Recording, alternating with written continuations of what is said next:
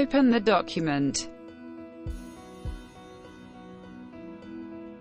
You have collisions between the elements belonging to the group.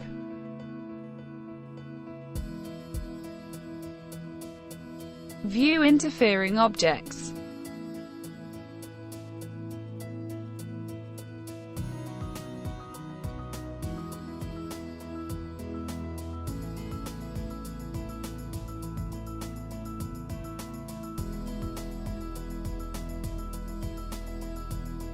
Intervene on the structural model with BIM Authoring and modify the entity.